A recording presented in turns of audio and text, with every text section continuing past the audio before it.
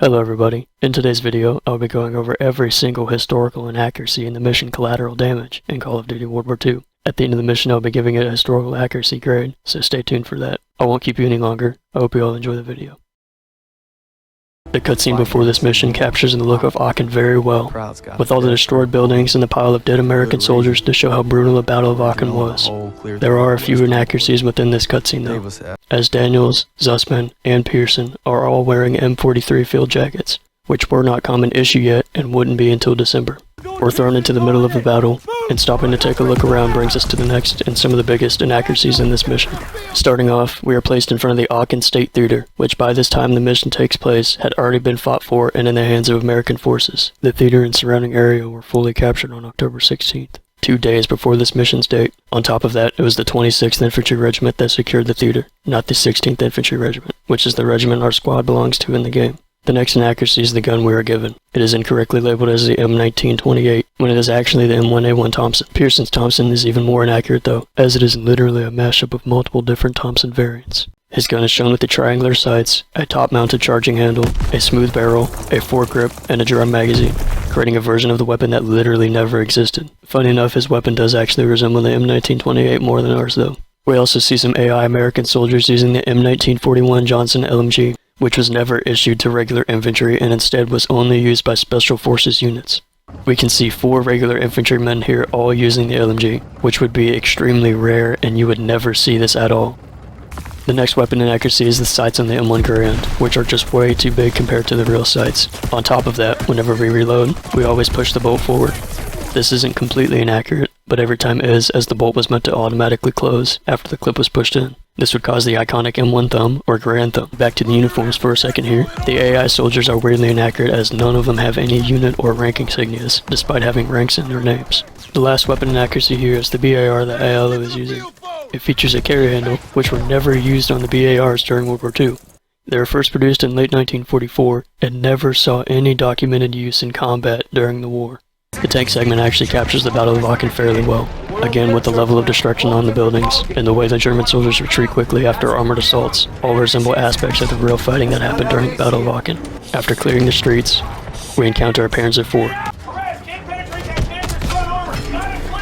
and we are told that our gun cannot penetrate its front armor, forcing us to flank and attack from the sides. Our Sherman is equipped with a 76mm gun, which was fully capable of penetrating the front armor of a Panzer IV, which was typically around 80mm thick. So this just makes no sense at all. It should be totally possible to penetrate the front armor from this distance. We destroy the Panzer IV, then a Tiger II appears, and once again the game forces us to flank and shoot the back armor to destroy it. This creates a huge inconsistency and weird inaccuracy because if our gun cannot penetrate the 80mm front armor of a Panzer IV, then it should not be able to penetrate the back armor of a Tiger II, because it was also around 80mm thick. This is honestly one of the silliest inaccuracies in this mission because this information is very easy to research, but it was clearly changed to make the game more exciting, but completely ruins the historical accuracy. Either that or it's just a huge oversight that they never researched. We finally make it to the theater to reinforce our allies, where a German counterattack is underway. A counterattack actually occurred at the theater on October 18th. The problem being is that the Germans didn't use any half-tracks or panzers during the attack at all. Another issue is that it was an SS regiment that broke through, not some regular air unit like what's shown. Throughout the entire mission, the game only depicts regular air infantry, when in reality, around 30% of the German forces during the Battle of Aachen were Volkssturm, a force made up of civilians who were heavily under-equipped, yet none are shown here either. After pushing and clearing a building of German forces, we come across our next inaccuracies. Almost all of these soldiers are shown wearing helmets with only a tricolor decal, something that literally never existed as a helmet. On top of that, the tricolor decal was no longer made on the helmets after 1941, so it just makes no sense at all for these to be on the helmets in late 1944. Their tunics are also weirdly inaccurate. They use a completely made-up color despite the developers having plenty of real uniform references available. Many German soldiers are also seen wearing field caps during combat, which would have been relatively uncommon to see in a frontline urban battle like this, since soldiers would almost always wear helmets that they had been issued.